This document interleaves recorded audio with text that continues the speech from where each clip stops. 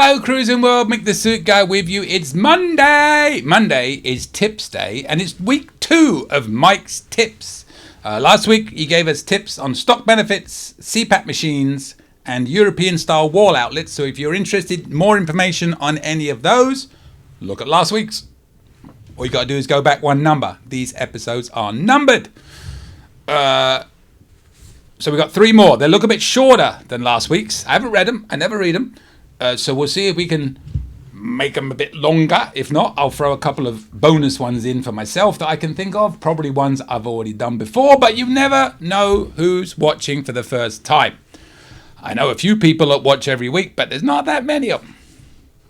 Anyways, number 1 this week. Number 4 overall.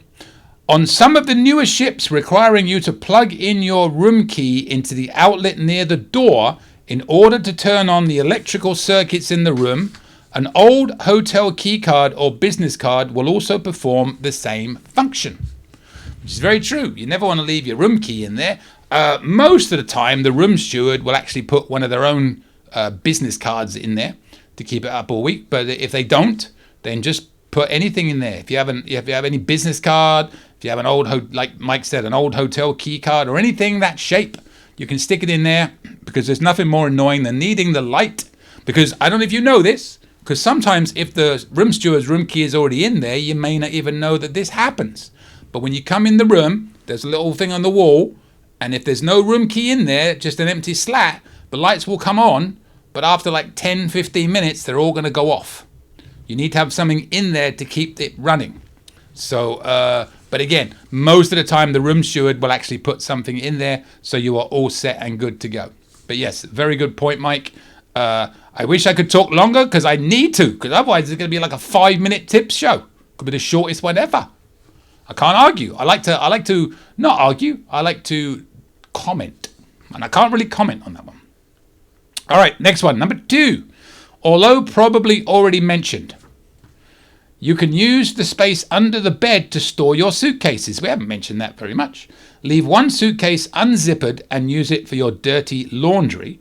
Simply slide the suitcase from under the bed, add your soiled clothes, and slide the case back under.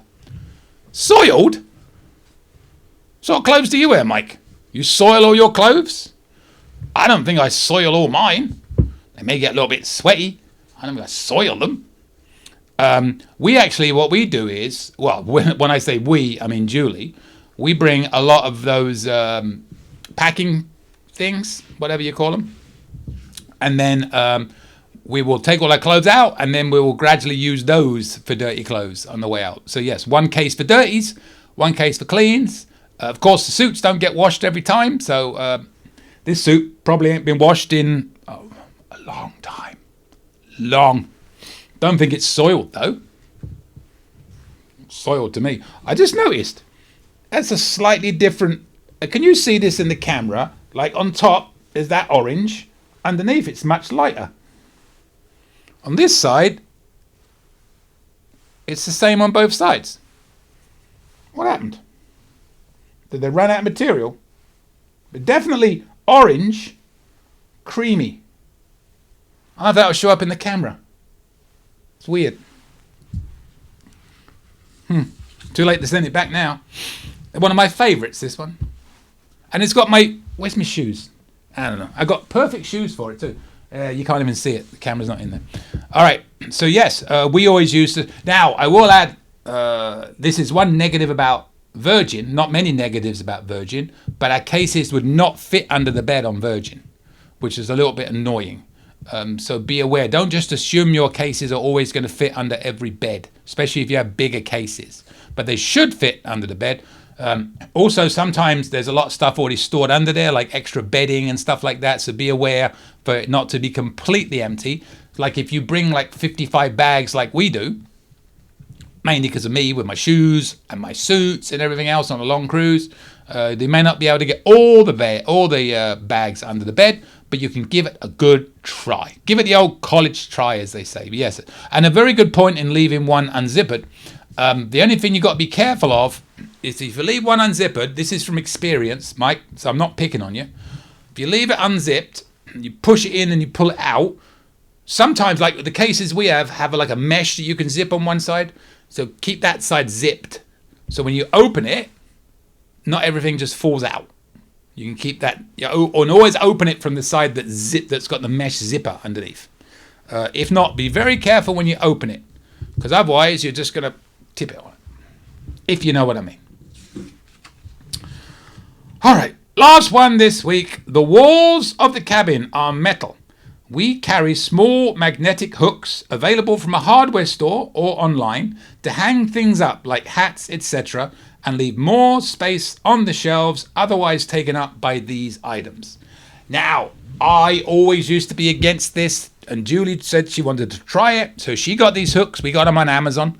I will, if I remember, I always say this, I'll put the link in the comments, not in the comments, in the description, where we got them. They are perfect.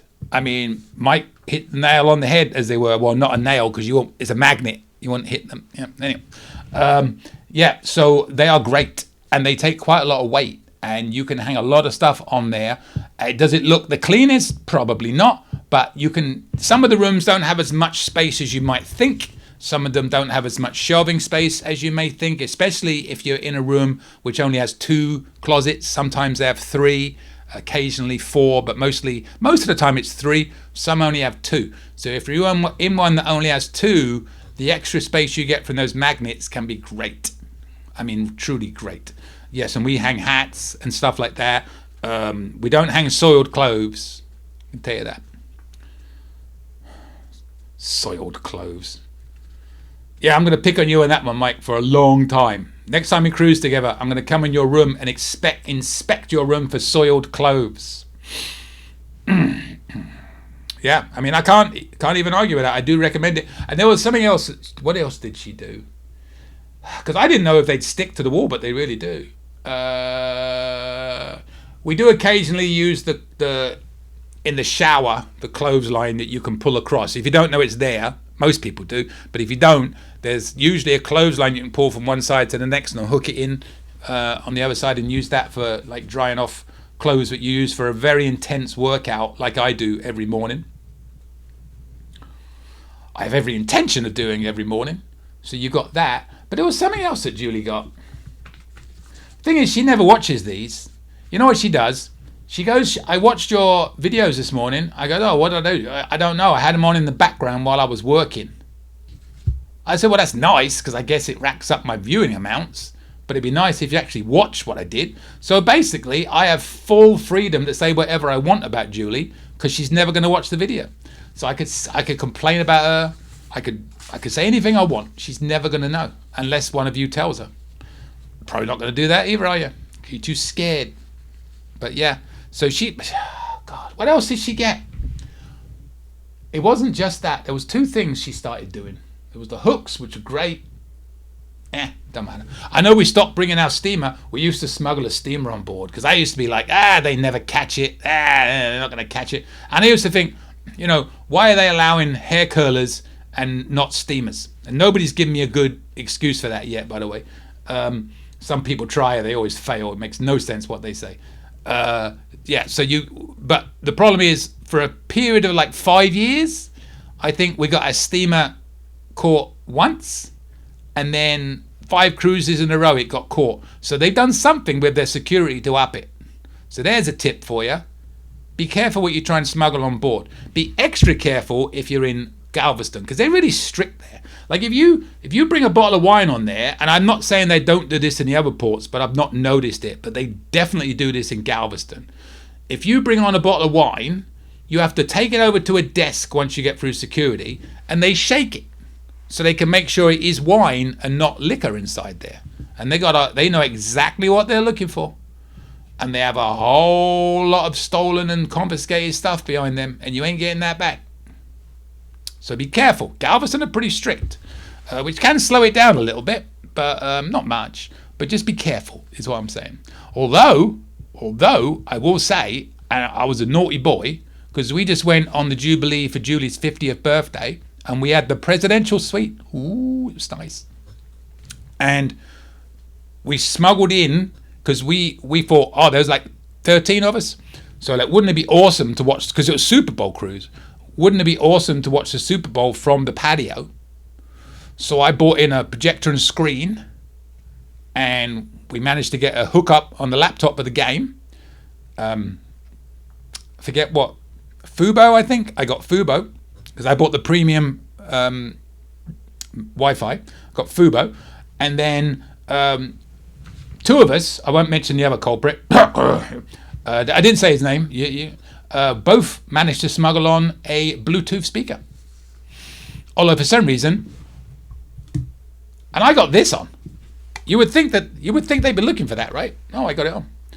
But unfortunately, it wouldn't work with the setup we had, which is a very shame because the other one we had was okay, but it was nowhere near as loud as this one would have been. But but I did get that on board. And on the Firenze a couple of weeks ago, somebody else was doing my absolute pet peeve. Why do people think this is cool? To walk around the ship, playing the music in a backpack on their Bluetooth speaker, which they somehow got onto. Why they weren't stopped, I don't know. But what sort of person thinks that's okay to walk around the ship, blasting their own rubbish music, and so everybody else can't hear themselves talk? Worse than towel people. I'm telling you. I should do a video. I've already done one on people. I've done one on people that annoy me the most. I need to go back and watch that again. Remind myself. Look that one up. People that annoy me. I did that video once. People that annoy me are people that do the towels, people that play their own music, and I've got new people that annoy me. The people that annoy me the most now, right, because I'm getting old and ornery. Here's a tip for you. Don't let people do this to you. Don't let anybody tell you what you should do based on what they think is the right answer. I don't think I need to go into that in much more detail. If they don't turn to you and say, this is what I think, this is what works for me, this is what I like, maybe that's what you would like. I'm giving you a suggestion. But no, they say, oh no, that's terrible. You should never do that, or you can't do that, or don't do that. Why not? Everybody's different. Don't tell me what I should eat in a restaurant. Don't tell me what music I should listen to. You like different music than me. You like different food than me. Don't tell me I have to like what you like in general. All right, I don't know what happened there. The camera, brand new battery, just died on me. It's a new camera I'm trying to use, and it doesn't seem to like me. So we'll end it there. That was probably a cue to shut up because I was waffling on so much. Thank you very much, Mike, for your tips. 2 weeks of tips from Mike. Send me yours. My email is coming up at the end of this video. Subscribe to this channel if you would like more of that. And more importantly than almost all of those, send me your tips. Send me your cruising traditions. Send me your pros and cons from cruises you have done. I will go through them. I will not read them in advance. We will have some fun with them in a good way. I'm never that mean unless your name is Dave. And with that, I will see you later, Cruising World. Well, thanks for watching. Don't forget, subscribe, hit that bell, and you'll get notifications when new videos come out. And don't forget, click on the links to the left and right of me. You can watch playlists, new video suggestions, and more. Any questions? Email me, cruisingsuitguy@gmail.com. And don't forget, I'm a travel agent. Email for help.